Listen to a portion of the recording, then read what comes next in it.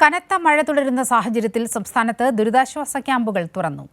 6 ദുരിതാശ്വാസ ക്യാമ്പുകളാണ് സംസ്ഥാനത്ത് നിലവിൽ പ്രവർത്തിക്കുന്നത്. ഈ മാസം ഇതുവരെ 327.3 മില്ലിമീറ്റർ മഴയാണ് ലഭിച്ചത്. കനത്ത മഴയെയും മോശം കാലാവസ്ഥയെയും തുടർന്ന് എല്ലാ താലൂക്കിലും കൺട്രോൾ റൂമുകൾ തുറന്നു. സംസ്ഥാനത്ത് അതിതീവ്ര മഴ തുടരുകയാണ്. ഈ സാഹചര്യത്തിൽ സംസ്ഥാനത്ത് ഇതുവരെ 6 ദുരിതാശ്വാസ ക്യാമ്പുകളാണ് തുറന്നത്. 32 കുടുംബങ്ങളെ മാറ്റിപ്പാർപ്പിച്ചു.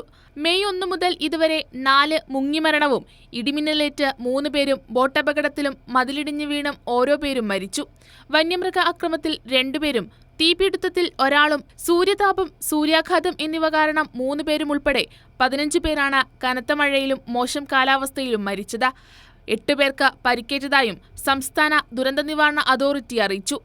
പ്രകൃതിക്ഷോഭത്തിൽ ഇതുവരെ 37 വീടുകൾ പൂർണ്ണമായും 302 വീടുകൾ ഭാഗികമായും തകർന്നു. സംസ്ഥാനത്ത് കനത്ത മഴ തുടരുന്നുണ്ടെങ്കിലും മറ്റ് അനിഷ്ട സംഭവങ്ങളൊന്നും ഇതുവരെ റിപ്പോർട്ട് ചെയ്തിട്ടില്ല. കൈരളി ന്യൂസ്, തിരുവനന്തപുരം.